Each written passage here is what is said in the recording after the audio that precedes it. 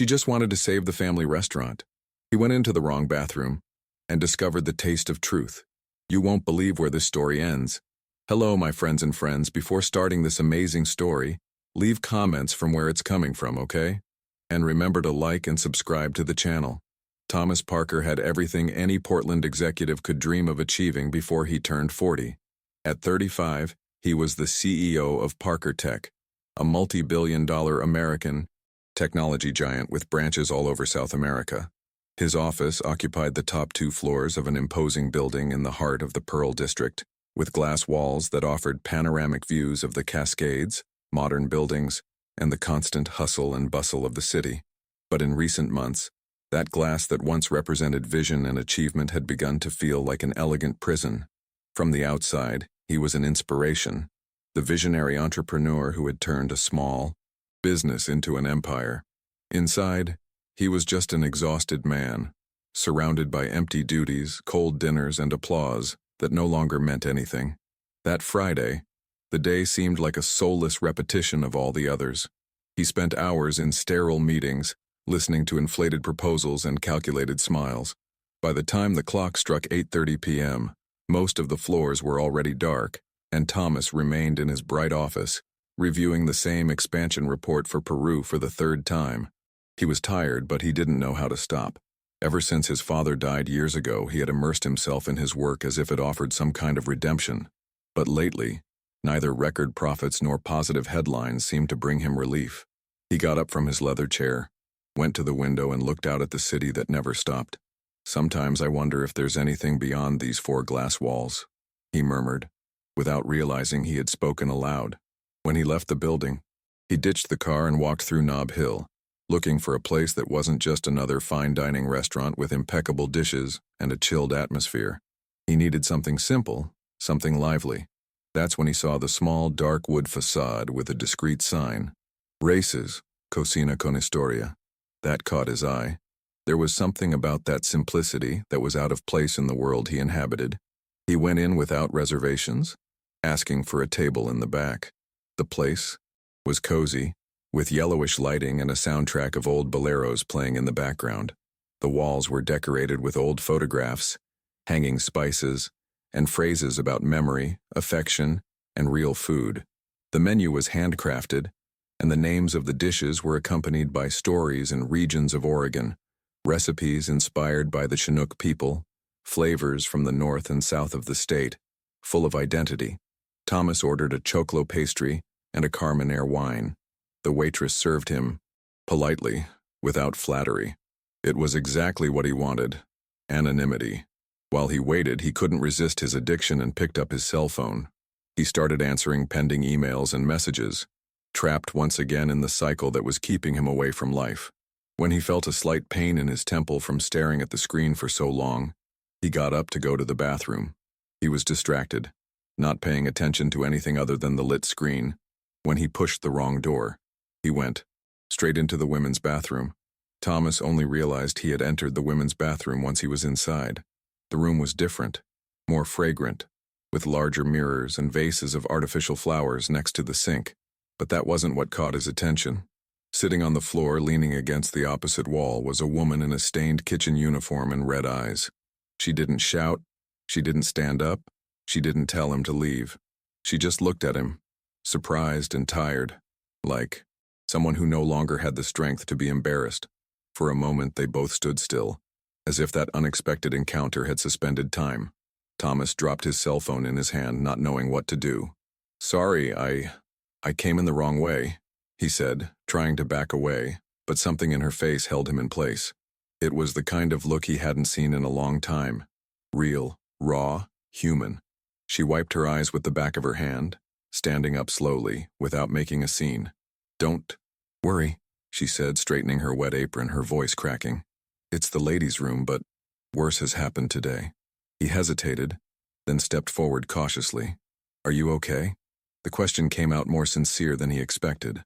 The woman laughed bitterly without humor and replied, "Not really, but it's not something you discuss with a customer. In the ladies' room." Her direct, almost ironic answer took him by surprise. He was used to people who disguised everything with formality, who smiled even when angry, who agreed out of obligation. This woman didn't do that. She told the truth, even when she was uncomfortable, even when she was hurt. Thomas finally backed away, mumbling an apology once more, and left the bathroom feeling like something inside him had been touched. He returned to the table, but the taste of the chocolate pastry seemed to have disappeared. The sounds around him, once pleasant, became distant. All he could think about was her, the way she tried to maintain her dignity even at the bottom of the pit. Who was she? Why was she crying? And what made her so alone that she would collapse in a corner somewhere far from everything and everyone? That image wouldn't leave his mind, and for the first time in a long time, Thomas wanted to meet someone, not out of superficial curiosity, but out of a real urge to understand, to be present. Meanwhile, on the other side of the kitchen, Camilla Rivers took a deep breath to get back to the production line. She had been the head chef at Races for 3 years, but that night had been harder than the others. The restaurant was in crisis.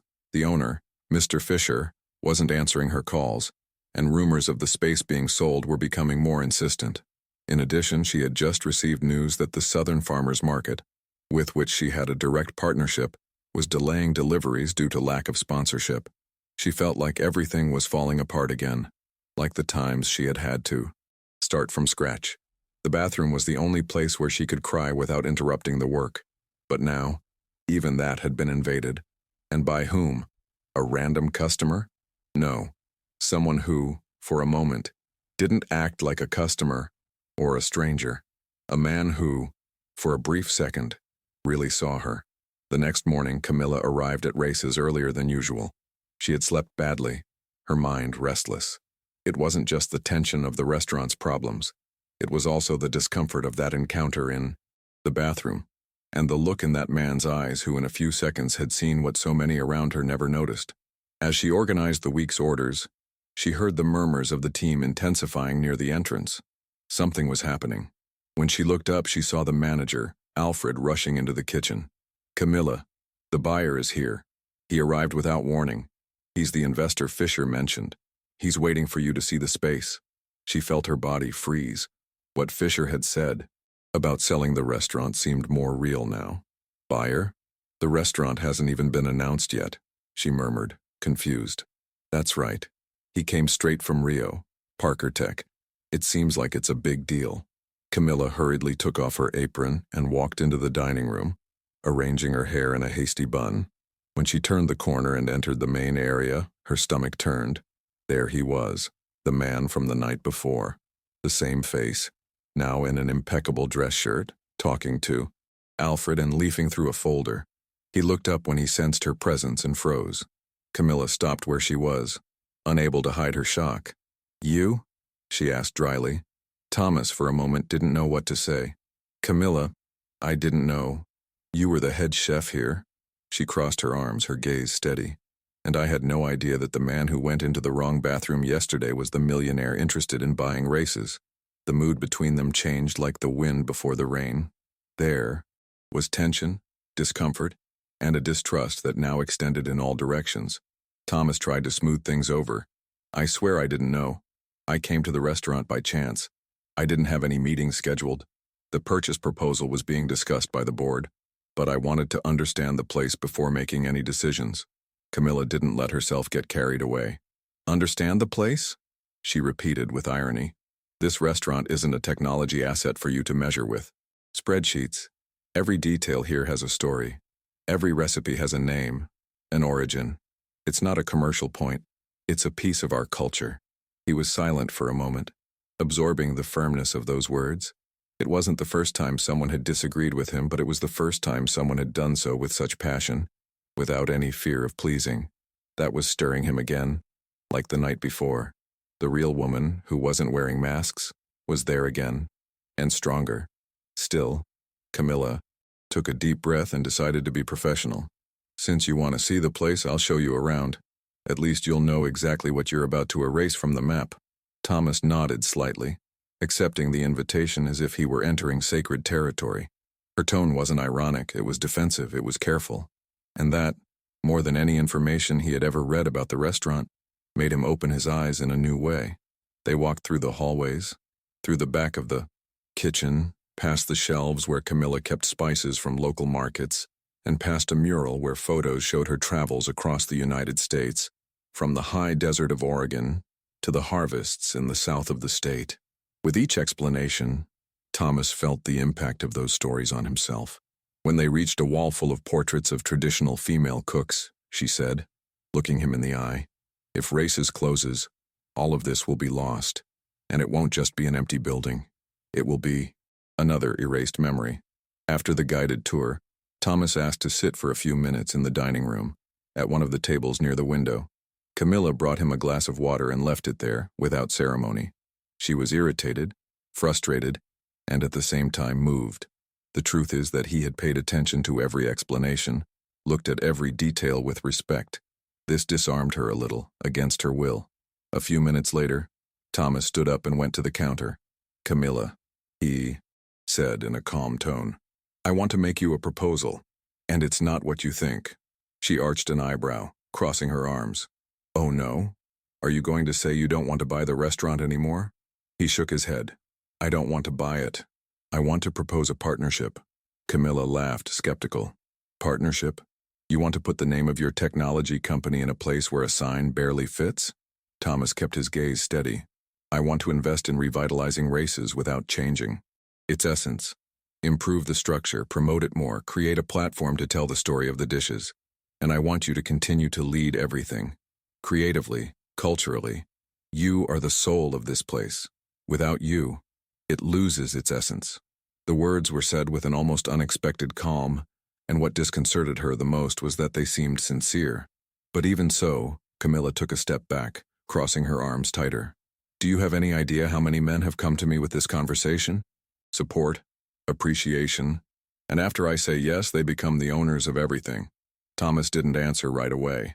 He walked over to the shelf where the old cookbooks were and flipped through a worn copy of the medicinal herbs of the Oregon forests. He turned to her and said, "I'm not a man who needs another business. I have more than I can handle, but I have nothing to remind me of where I came from. I grew up in Gresham, eating sopaipilla on the street and watching my mother make pebre in the crock pot. After she died, I lost that connection. When I walked in here yesterday for the first time in years, I smelled food with history, and I saw you. I saw someone doing it with truth. I don't want to replace you. I want to help you continue." Camilla fell silent. She hadn't expected that kind of remembrance or that kind of vulnerability. It was hard to keep the walls up when someone spoke so truthfully. Still, she remained cautious. "You're a good talker. You're easy to convince, but I've learned the hard way that no one invests without wanting something in return, even if it's just the feeling of control." Thomas smiled, not sarcastically, but lightly. "Maybe what I'm looking for, Camilla, is not control. Maybe I'm trying to be part of something worthwhile." She stared at him for several seconds, searching for a crack in his speech, but all she saw was a tired but honest man. Still, she answered firmly, "If you're going to consider anything, you'll have to start from scratch. As a client, without a CEO badge, without an investor's eye." Thomas nodded slowly. "Then serve me as you would anyone else, and I'll come back tomorrow. Without a briefcase, without a proposal, just hungry." The next day, when the clock struck 7 p.m., Camilla was already finishing the final adjustments to the kitchen. She still didn't know if he would show up. Part of her believed that all of that had been just another nice speech from a bored businessman. Another part, the one she was struggling to silence, hoped to see him walk through the door as he had promised. She was determined to treat Thomas like any other customer, but inside, she had been feeling restless since early on. She separated fresh ingredients and put together a series of dishes inspired by the stories that touched her most. From a starter created from a recipe her grandmother made with fermented cassava flour, to a dessert with cashew jam and goat cheese from the American backlands. It wouldn't be a menu. To impress with sophistication but with truth. That was what she knew how to do best. Tell stories through food. Thomas arrived at 7:27 p.m., alone, without a suit, briefcase, or rush. He wore a light linen shirt rolled up to his elbows and looked less like a CEO and more like someone willing to listen. He greeted the waiter politely, looked around the room familiarly, as if the place had already told him something that no spreadsheet could ever explain. He sat at the same table as the night before and waited without asking for the menu. Camilla came out of the kitchen and approached him, a little reluctantly but firmly. "Good evening. Let's start with something light," she said, placing the first dish on the table, a broth made from roots and herbs used by Chinook communities as a welcoming ritual. Thomas smiled sincerely. "Are you welcoming me, as if I were one of them?" She answered seriously. "No, I am welcoming you as if I wanted to understand." And there, at the beginning of the evening, something different began to settle between them. A comfortable silence, an exchange of glances that said much more than rehearsed words. Each dish that Camilla brought came with an explanation, not technical, but affectionate. She talked about the origins of that flavor, where the ingredient came from, who had taught her that recipe, and Thomas listened to everything with rare attention. There were no cell phones at the table, no distractions, just attentive eyes, delicate questions, and honest curiosity. At one point, while serving a dish inspired by a recipe from the coast of Coos Bay, Camilla stopped and said, "This recipe saved me once. It was when I was sleeping in a cheap inn, with little money, but with a notebook full of notes and an old tape recorder. I cooked to pay for the stay, and on the last day the owner of the inn gave me this fish, like someone handing over a key." Thomas didn't answer right away. He just looked down for a moment, touched by that memory that she had just shared without ceremony. When he looked up again, there was a different glow in them. "This isn't just dinner. It's a journey, and I feel grateful to be crossing with you." Camilla retreated for a while, returning to the kitchen. She needed to breathe, to reorganize her thoughts. That night was going off script. His lightness, his sincere listening, his lack of rush, all of this left her disconcerted. She didn't know where all this would lead, but she knew there was something there that wasn't just a game of interests. When he brought the dessert, he stopped in front of the table and said, "I thought you were just another one of those who takes pictures of the dish and doesn't taste it. But you really listened." Thomas smiled, leaning back in his chair. "It's just that this time, I felt like the story was about me too." She looked at him without saying anything for a few seconds. It wasn't flirting. It was something deeper, a mutual identification between two worlds that, apparently, shouldn't cross, but that night, in front of a simple and true dish, they began to recognize each other. That night, after the last customers had left and the room grew quiet, Camilla remained seated at the table with Thomas. The conversation, which had begun with ingredients and recipes, gradually gained deeper layers. It was as if, without rushing or making promises, the two were shedding their facades. Thomas, curious and respectful, asked in a low voice, "And where does all this come from? This way of cooking with so much soul?" Camilla smiled slightly but did not answer right away. She spent a few seconds looking at her hand, playing with a folded napkin. When she finally spoke, her voice was firm, but full of memory. "I was born in Belém do Pará. My grandmother, Grandma Jacira, was a popular cook who worked at community festivals.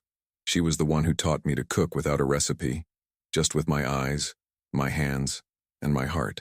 She told how she spent her weekends with her grandmother, stirring huge pots on makeshift stoves, learning how to transform little into food full of flavor. My grandmother used to say that good food is the kind that keeps sadness in your stomach, and that good seasoning is the kind that comes from someone who listens. At the age of 16, she lost her mother. At 17, she left home with a backpack on her back, a notebook, and the dream of recording the recipes of simple people, of forgotten people, of flavors that didn't appear in magazines. I traveled around Brazil alone, slept in the homes of people who barely knew me, cooked in markets, wrote stories on napkins. I was called crazy, pretentious, stuck up, but I only wanted to do one thing: prove that Brazilian cuisine is a heritage, and that those who cook with truth are artists, even if they're using a wooden spoon and an old pan." Thomas listened without interrupting. His breathing seemed to slow down. There was no pity or surprise in his eyes. There was respect. Camilla continued, talking about the prejudice she faced for being a woman from the Northeast, without a degree, and for insisting on serving beans with flour at events that required foam and reductions. Some people spat on my plate and said it was poor people's food. I kept each of those memories, not out of anger, but because I remember that all of this is resistance. She said she had arrived in Portland 5 years earlier, invited by a gastronomic exchange. NGO and ended up staying. She worked as a kitchen assistant in several restaurants until one day Mr. Fisher, an old man who owned a grocery store with an empty space in the back, heard her talking about food culture, and he said, "You have a restaurant on the tip of your tongue, girl. All that's left is to set up the tables." That's how Races was born. When she finished telling the story, Camilla's eyes were filled with tears, but her gaze remained fixed. She wasn't crying out of sadness. It was a cry of memory, of affirmation. Thomas then spoke, his voice choked without hiding his emotion. "You carry a country on your back, Camilla, and you still find time to serve others with a smile on your face. I didn't know this dimension of life, but I think I'm getting to know it now." She let out a short laugh, wiping away a solitary tear that was falling. "That's why I get angry when they talk about selling this place, because it's not just a business. It's my whole life.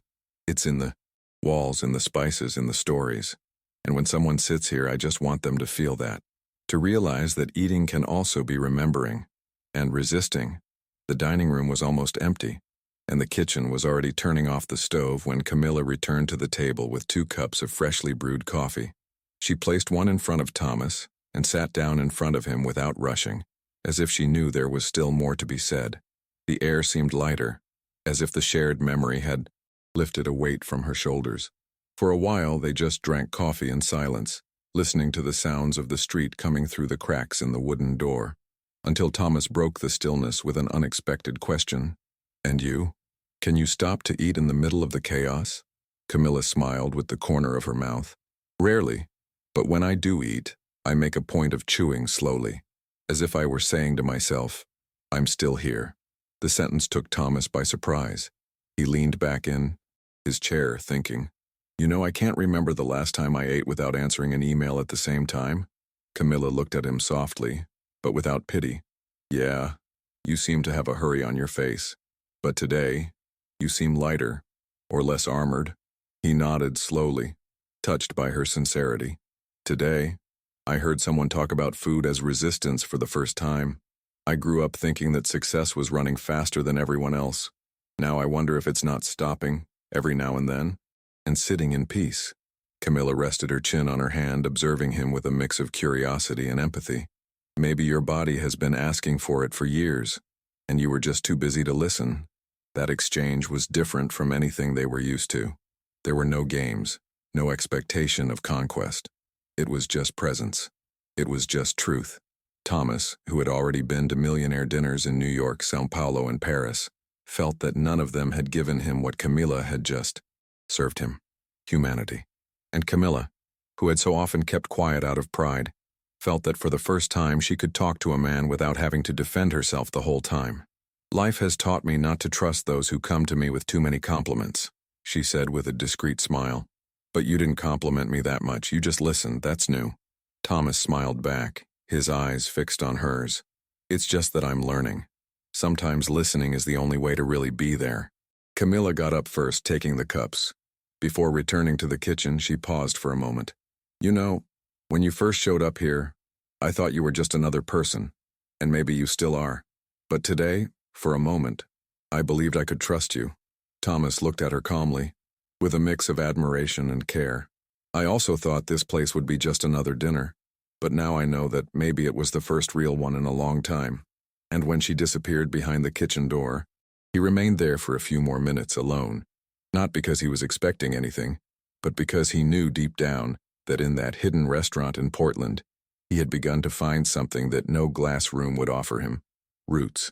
2 days after dinner, Thomas returned to Races, this time, not to eat. He arrived in the middle of the afternoon, with the sun still shining brightly on the narrow sidewalks of Portland. Camilla was in the kitchen organizing vendor files when Alfred came to tell her, "The man with the proposal is here, but he's not wearing a suit and he said he doesn't want to talk about business. He wants to take you somewhere." She frowned, wiped her hands on her apron, and went into the dining room. Thomas was standing there, holding a backpack and 2 takeout coffees. "Do you have a free afternoon?" he asked, with a shy smile. Camilla looked at him suspiciously and crossed her arms. "It depends. Where do you want to take me?" He held out the cup to her and calmly replied, "I want to show you something.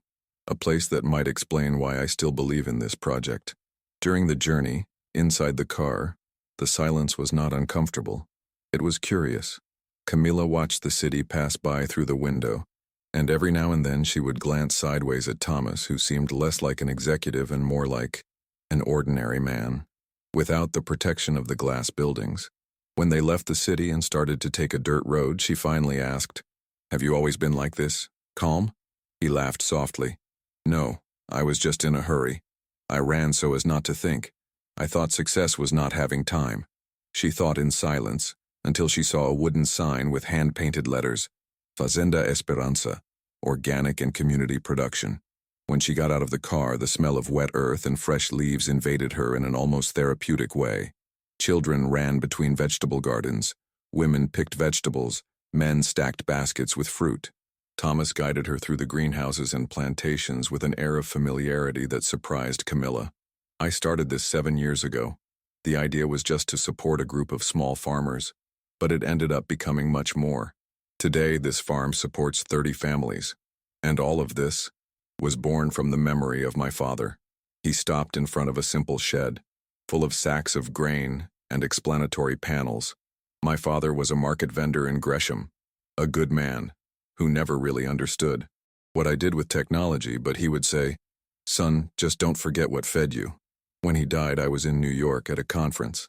I couldn't make it to the funeral. It was here that I felt close to him again." Camila lowered her eyes, touched, and answered in a low voice, "And it was here that you found your roots, wasn't it?" They walked slowly to a wooden bench under a leafy tree. They sat side by side, watching the sunset paint the sky in orange tones. Thomas spoke after a while. "I built companies, bought real estate, invested in cutting-edge technology, but none of those things brought me back home. This farm, and now this restaurant, are the first things that make me want to stop." Camilla observed him carefully. She no longer saw the hurried man from the first night, nor the CEO who was trying to convince. She saw a man in search of meaning, and this search was something she knew well. "Thomas, do you have any idea how much that speech of yours affects someone who has had to run so much just to have somewhere to fall?" He nodded with a half-smile. "Maybe that's why I wanted to bring you here, to say that now I understand, that races is mine too, but not because I want to buy it. It's because it reminds me of who I am." Races reopening. The dining room was ready. The walls had been restored without losing their identity, and the carefully printed menu included the story behind each dish next to its creation. Camilla had spent the last few days torn between excitement and exhaustion. She had slept little, eaten even less, but she was determined to make the following night unforgettable. The kitchen team, made up of young apprentices and experienced cooks, was working hard, preparing the ingredients for the big event. It was mid-afternoon, when the heat was getting intense and the stock was already full of fresh and delicate food, that everything started to go wrong. The high-pitched sound coming from the main refrigerator was the first warning. Then, a subtle smell of expired product began to spread. Camilla opened the door and felt the blow. The cold storage had stopped. "No, not now. Please, not now," she murmured, squeezing her eyes shut as if that could undo reality. She ran to the circuit breaker, called Alfred, tried to restart the system. Nothing. The unit had burned out. And with it, the fruits, the broths, the marinated meats, the artisanal cheeses, everything in there was at risk of spoiling in a few hours. Desperation filled the room like an invisible gas. One of the kitchen boys asked, distressed, "Should we cancel, chef?"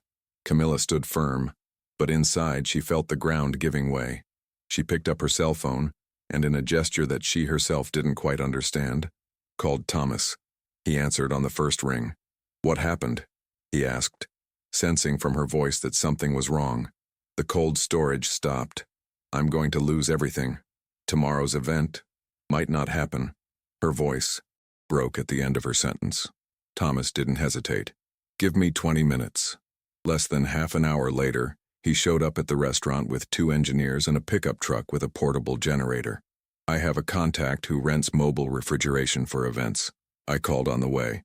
They're already bringing 2 units. Nothing will go to waste by tomorrow morning," he said, entering the kitchen without ceremony. Camilla looked at him, somewhere between astonished and grateful. You, Did this in 20 minutes? Thomas bent down to help lift the boxes with the most sensitive ingredients. You told me that each dish here carries a story, and I promised that none of them would be lost. For the first time, Camilla felt that she was no longer alone in this battle.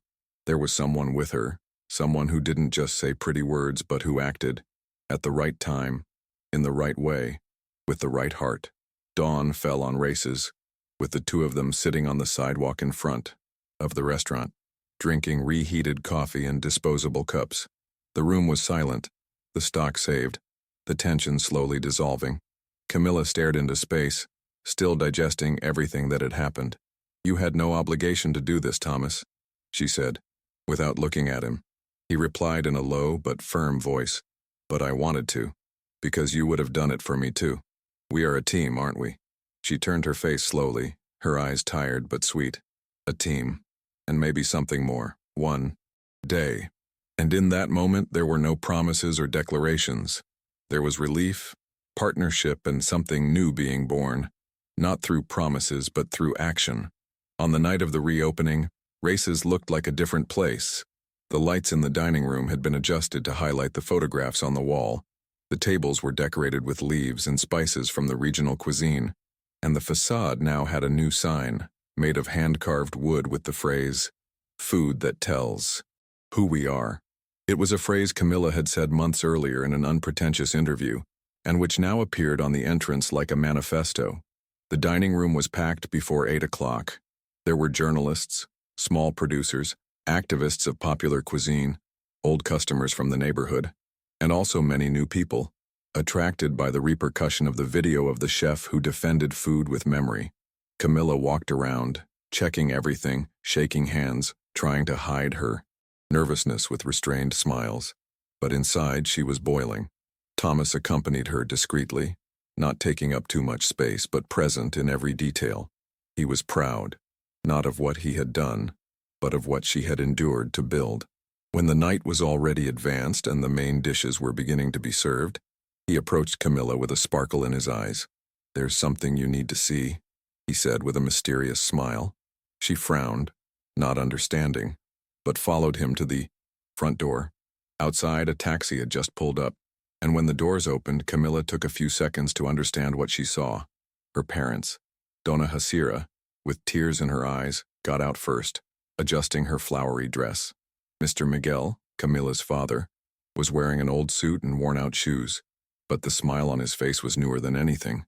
She put her hand to her mouth in surprise, her eyes immediately filling with tears. "How did you?"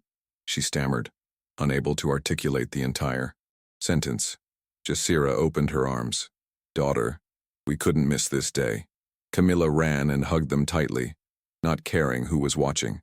She cried hard, but it was the kind of cry that cleanses, a cry of reunion, of pride, of everything she had kept inside for so long and that now exploded in the form of love. Thomas watched from afar, with moist eyes too, and certain that this was the most beautiful scene he had ever seen. After a few minutes, Camilla led them to a special table, already reserved by him. "Did you do this?" she asked softly as she passed him. Thomas just nodded. "You do so much for so many people, Camilla. I thought it was time someone did it for you." Later, during the acknowledgments on the small improvised stage, Thomas was called to speak. He took the microphone with a slight embarrassment, but he spoke from the heart. "When I first came here, I thought Races was just a restaurant. Today I know that it is a living territory of Brazilian culture, and of the strength of a woman who transformed ingredients into resistance. With Camilla, Races is not just a place to eat, it is a place to remember." The applause was intense, but Camilla did not cry there. She waited. When she was called to speak, she walked up slowly, taking a deep breath, looking at each face. "I started this with fear, but also with memory. Each dish we serve carries the story of who we are, and sometimes, if we are lucky, it also connects us with people we never imagined we would meet." And at that moment she looked at Thomas and he smiled, not as a CEO, but as a man who chose to stay. The hall was still echoing with the sound of conversations and toasts when Camilla escaped to the backyard of Races. She needed to breathe. The night had been beautiful, intense, almost unreal. She sat on a wooden bench against the wall, surrounded by pots of basil, black pepper, and jambu. That was where she usually went when the day had taken too much. But that night, there was no exhaustion, only a joy so great that it seemed impossible to hold in her chest.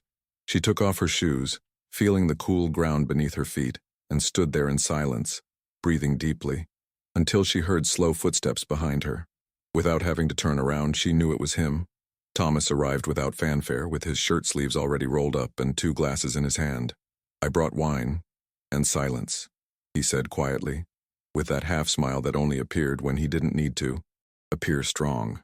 She smiled back and pointed to the bench next to her. They sat together without saying anything for a few minutes, just listening to each other's breathing. "Did you know that my grandmother used to say that silence between those who love is also conversation?" she commented, slowly turning the glass between her fingers. Thomas smiled. "So we've been talking for days, Camilla." She laughed softly, but there was something different there. A pause filled with expectation, as if everything they had experienced so far was pushing them both towards that moment. He turned his body towards her unhurriedly. "I came here thinking I was just going to try to save a restaurant, but I met you, and now, what I want to save is us." Camilla looked at him softly, her eyes filling with tears. "Do you want us, Thomas?" He nodded. "I do. No labels, no rush, but with truth." She approached slowly, and the kiss happened like everything else between them, with respect, tenderness, and a depth of intensity that neither of them needed to name. It was more than attraction. It was a meeting. It was rest. It was roots. When they pulled away, Camilla rested her head on his shoulder and said, almost in a whisper, "I fought so hard to get here. I never thought anyone would fight with me." Thomas put his arm around her shoulders and replied, "We met in the middle of the fight. Now we walk side by side." They stayed there for a time that could have lasted a lifetime, listening to the soft noise of the city and feeling that that piece of the world, however small it was theirs. In the following days, Thomas's presence at races stopped being an exception and became routine. He would show up to help with the inventory, to find suppliers, or simply to have coffee in the middle of the afternoon and listen to Camilla talk about new dishes. They didn't talk about dating, but anyone who saw them knew. They were together, and they were doing well. When they walked hand in hand through the neighborhood, it was as if the whole world slowed down. Camilla was still strong, demanding, passionate about cooking. Thomas was still the practical man, but now lighter, more present, more whole. The unlikely fusion of 2 worlds created a new and beautiful balance. The media discovered the couple's involvement, but Camilla was direct in an interview. "Races is not a romantic love story. It's a love story about memories. But sometimes, life brings the 2 together." The restaurant prospered, and with it, ideas flourished. They began to organize ancestral cooking workshops for young people from the outskirts of the city, with financial support from the Parker Foundation, and Camilla became a national reference in cultural gastronomy. Thomas, in turn, said that the best investment he had ever made was learning to listen, and when someone asked how he met her, he answered naturally, "She was crying in a bathroom, and even so, she was the strongest person I've ever seen." One night, months after the reopening, they returned to the backyard of Races. The same bench, the same pots of herbs. Camilla rested her head on his shoulder and asked, "Have you ever felt at home with someone?" Thomas answered without hesitation, "With you, yes." She smiled, her eyes closed. "Then we'll never leave again." He kissed her on the top of the head and replied, "I promise." And there, under the starry sky of Portland, among spices, memories, and love planted over time, they continued, not like a fairy tale, but like someone who finally understood what it means to have roots. If you like this story, subscribe to the channel, leave a like, and activate notifications so you don't miss future content. Come on!